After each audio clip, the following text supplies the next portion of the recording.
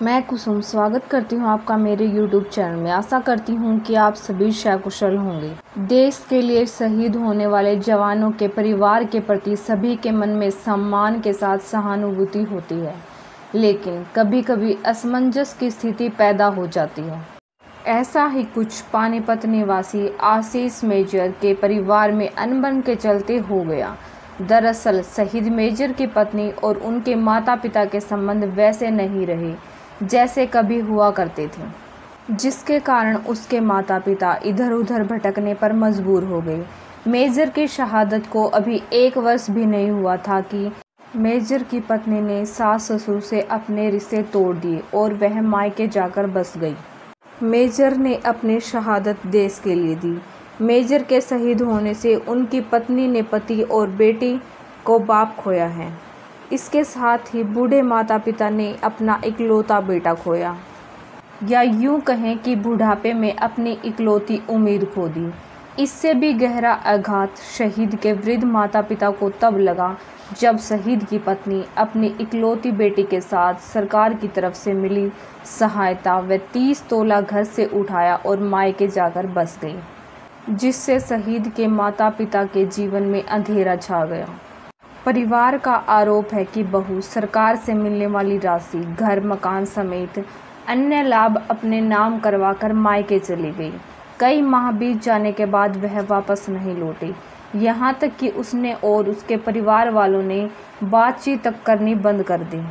जिसके पश्चात माँ बाप ने हरियाणा पंचायत मंत्री एवं पानीपत ग्रामीण विधानसभा से विधायक महिपाल ढांडा के जरिए सीएम नायब सिंह सैनी से गुहार लगाई है, जिसमें उन्होंने सरकारी नौकरी उनकी बहू को न दिए जाने समेत अन्य मांगे रखी हैं। सीएम ने उचित फैसला लिए जाने का आश्वासन दिया है।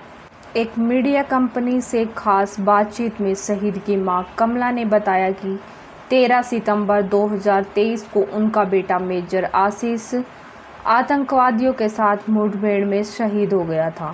आगे वह बताती है कि बेटे की शहादत के बाद से बहू ज्योति ने तेवर बदल दिए थे। सरकार से मिलने वाली सहायता राशि मिलने से पहले बड़े प्यार से बात करती थी। जब आखिरी चेक मिलने के बाद वह 7 दिन के लिए मायके गई थी। इस दौरान वह साथ में अपनी बेटी वामिनी को भी लेकर चली गई और वापस नहीं लौटी।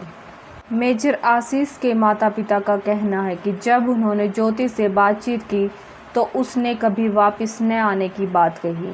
उसके माता पिता से बात की तो उन्होंने भी बात करने से मना कर दिया। इतना ही नहीं, पंचायती सामाजिक तौर पर भी उन्होंने किसी भी तरह की बात करने से मना कर दिया।